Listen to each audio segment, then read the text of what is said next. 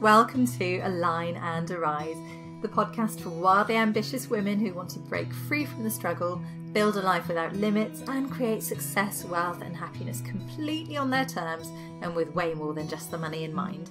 I'm Abby Rogers, therapist, mentor, and abundance expert, and I'm here to help you create anxiety-free freedom and wealth that aligns with your soul. Let's dive in. Hey, so today I just want to share with you a part of Worthy, Wealthy, Wise. It's one of the days of training that I have put together for Worthy, Wealthy, Wise, which is my 21-day free e-course. And this training just goes deep into our struggles with self-worth, confidence, and that inner critical voice, which can be so loud and so overwhelming at times. And I just thought it would be really helpful for you guys listening to the podcast to get some idea of where that all comes from. And especially why, as women, we can struggle so much to believe in ourselves, to muster the courage to get things done, and just face all this ongoing struggle on our journeys to creating everything that we want. And what a difference it can make when we shift that out of the way. So I just thought I'd share this training with you today. I hope you enjoy it. And if you would like to join me for the rest of the course, then please feel free, just hop onto my website, www.abigail-rogers.com, and sign up for the Worthy, Wealthy, Wise 21-day e-course. I will see you there. Okay, so today let's look at self-worth. Now, self-worth is a huge limiting factor when it comes to our capacity to generate and to hold wealth. It's probably the biggest of our saboteurs, which is why it features in the name of this course. And I'm sure you can think of some ways in which the way you feel about yourself, the trust you place in yourself, or the way that you relate to other people might be holding you back. Here are some of the most common ones I come across, but I'm sure you also know your own. So, comparison, we are all guilty of that from time to time. It's rife on social media, rife in our society, and something that we're very much trained into as we grow up. Procrastination, perfectionism, shiny object syndrome, social anxiety, performance anxiety. That was huge for me, along with the social anxiety. They were real limiting factors. In fact, they're what got me into the work I do in the first place. Fear of confrontation, big one for me again.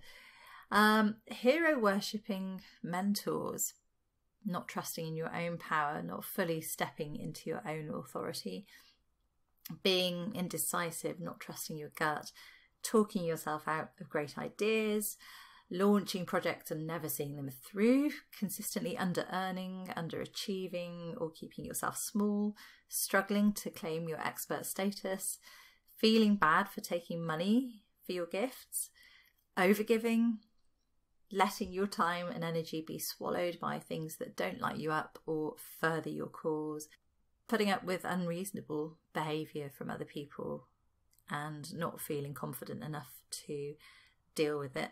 Again, that was a big one for me in my former business and led to all sorts of problems, financial and otherwise. Making it all about you and taking things to heart, feeling that you're not worthy of sharing your problems or like they don't matter in comparison to other people's, failing to invest in yourself and the support you need, allowing other people to run the agenda or take the financial reins rather than trusting yourself. In fact, just reading that list, that could basically be my life story up until the last few years. Quite often I work with entrepreneurial clients who have wasted thousands on working with coach after coach and investing in all the courses and all the shiny objects, because although they have had all the strategic knowledge they need to move them forward, and they do deep down know what they need to do, or they've got the info there at their fingertips, they haven't felt ready or capable of implementing it. They haven't trusted themselves to bring it all together. So it's sat there with all these brilliant ideas untouched and lots of money down the drain because they're just not feeling confident enough to do anything with it. Now, self-worth doesn't always show up as feeling unworthy. It can show up in other ways. It can show up as, for example, procrastination or indecision, or maybe frustration at other people in our lives. But it's our lack of underlying trust in ourselves and our fear of standing up for what we really want that causes us to feel like we have no options. Generally, in any situation, there are options, but it's just that we don't trust ourselves, or we don't trust our ability to make those options work out for us, or we're afraid of offending and upsetting other people through making those choices. And you can see very clearly, I think, how all of the above has the potential to massively sabotage our income and impact, not to mention our happiness, right? And that's been one major learning curve on my own journey. So to actually generate the sort of life we want and ever feel satisfied with it and completely feel like we are in our element, we need to feel like we're in control. We need to feel unafraid of doing the hard things. We need to feel like we're not basing our judgments on fear of what other people might think of us. We need to just trust ourselves and be able to act on our deepest feelings and intuitive nudges and desires without questioning it. And we need to trust ourselves to make the right decisions. And that trust comes from believing in ourselves enough to know that whatever happens, we are capable of fixing it and having things work out. And that is true for all of us, but how many of us actually believe it? One of the major ways that women sabotage their wealth is through being afraid to invest, afraid to release their money because they fear that they will get it wrong. Making a massive generalisation, of course, but men don't tend to have that sort of fear. They trust themselves and get on with it. Women are actually better investors. The stats show that they make better returns on their investments, but so few women actually do it. Money, when you think about it, is quite new territory for women. We've not had empowerment around money, having our own money, being able to use our own money, being able to get mortgages and things like that until quite recent years. Creating our own life is new territory for women. It's really challenging stuff. We're pioneers, right? Very exciting. And it's wonderful that we're living in these times where anything is possible for us. But we've got some really heavy female legacy stuff to deal with first. And it all comes back to the way that we are trained not to trust ourselves and not to value ourselves in society in early life. We're not given the challenges boys are. We're told that boys are better than girls at maths, which is complete rubbish. We watch our female role models giving all their power and leaving it all to the men. We're told to be nice, to be polite, not to want too much. We're told to give, nurture, sacrifice, be the good girl, don't make a fuss, don't be too loud, don't be vulgar, don't overshare, smile and get on with it. Be a strong woman, be a survivor, shoulder it all.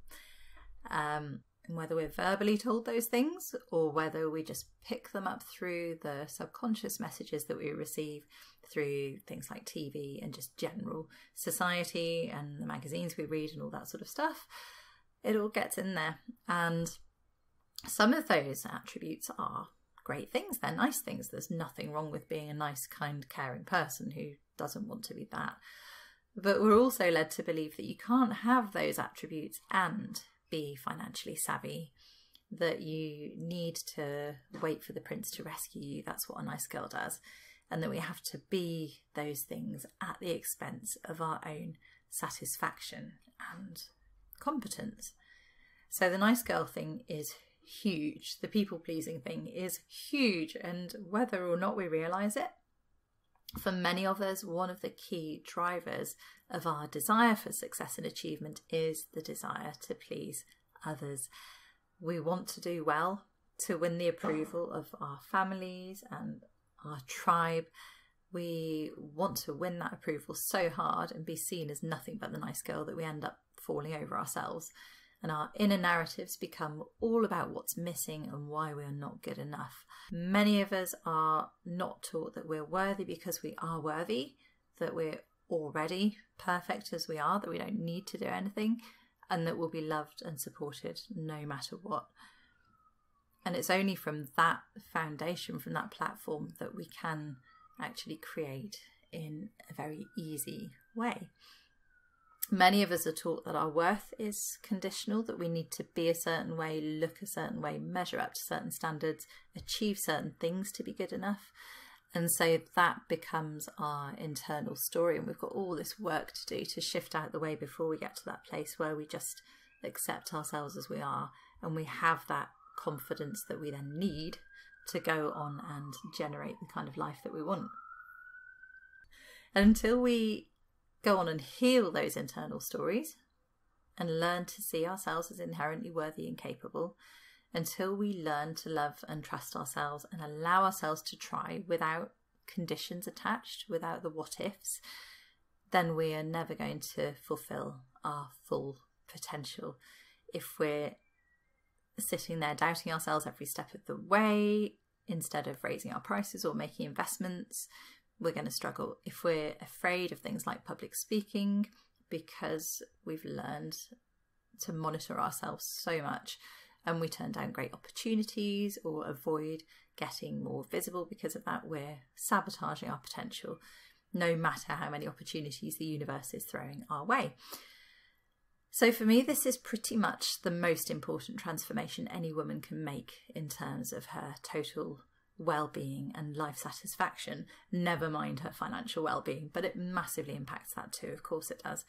And as we talked about earlier, that ability not only to create and receive money, but to hold it and use it with confidence as well, to generate more or to use it for good, rather than falling into the trap of self-sabotage like so many successful people do, also hinges completely on our self-worth. It's literally life-changing stuff, and I'm so pleased I get to share this with you and support you wherever you are on that journey right now.